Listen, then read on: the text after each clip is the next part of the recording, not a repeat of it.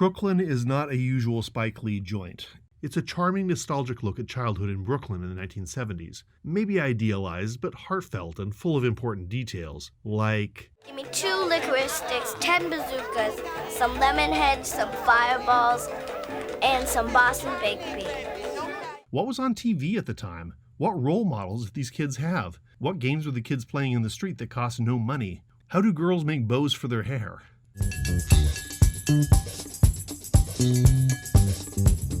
But, as the cast and crew said was their mantra on set, this is not an autobiography. Despite the fact that Spike Lee and his siblings, Cinque and Joy, who wrote the original script, grew up in a 5-child family in Brooklyn with an idealistic, financially flailing father who played bass and piano and refused to use electric instruments, and a disciplinarian but adored mother who kept the family together. It's a coming-of-age story about the family's only little girl, Troy, and is chock full of specific nostalgia. The film opens with kids playing street games on a hot summer day, some which, according to Lee, are specifically Brooklyn games. It sets up the whole neighborhood, the kids, their crazy neighbor played by David Patrick Kelly of the Warriors and Commando fame.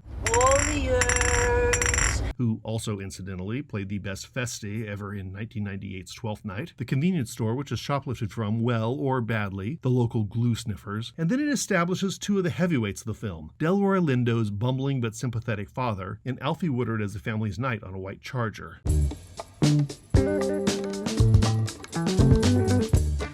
The performances are beyond stellar, not just by Woodard and Lindo, who I will love forever if just for this movie alone, but by the cast of children who play mini versions of Spike, David, Arnold, Chris, Joy, and Cinque Lee. The kids are all pretty charming. Little Spike puts the Knicks above his family. One of his brothers refuses to eat more than 4 black-eyed peas at dinner. Is that kid insane? Black-eyed peas are manna from heaven.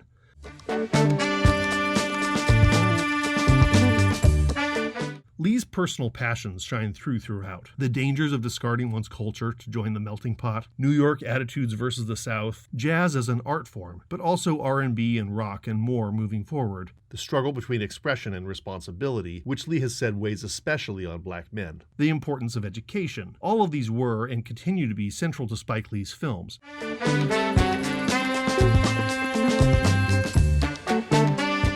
The soundtrack is a project unto itself. Aside from Forrest Gump and Captain Marvel, I don't think I've ever heard a soundtrack whack you on the head this hard with big hits. Jimi Hendrix? Oh, we're going straight for Hey Joe. Jackson 5, ABC, and Never Can Say Goodbye. Curtis Mayfield? Pusherman. Signed, Sealed, Delivered. Ooh Child, People Make the World Go Round, the theme from Shaft, Tears of a Clown, I Can See Clearly Now, La La Means I Love You. Lee was proud to put out 2 soundtrack discs for this film, and the music is great.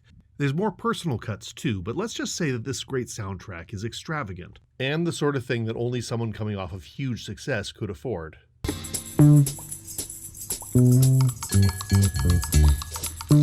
The plot obviously deviates from Lee's norm, if indeed he has one, but 40 Acres Productions was navigating a few major changes in the team that Lee had assembled for his early career.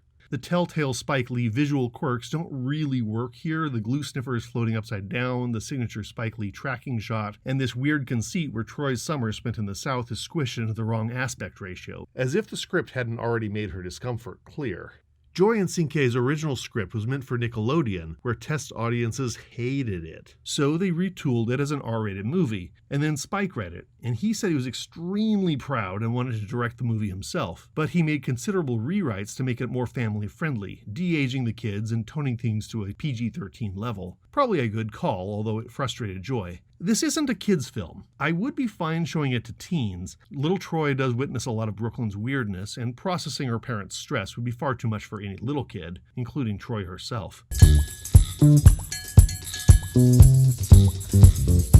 It's a far more modest film than Malcolm X, which preceded it, and intentionally so. We've seen Spike Lee do a lot of things. Heist movies, historical epics, lo-fi sex comedies, intense essays on racism, crime drama, a sports versus education drama, war films, remakes of media satires and Korean horror and art house blaxploitation, a musical, a Shakespeare-style gang film based on an ancient Greek comedy. It should not be surprising that he could also put out an amazing family comedy drama, which could make you laugh and cry.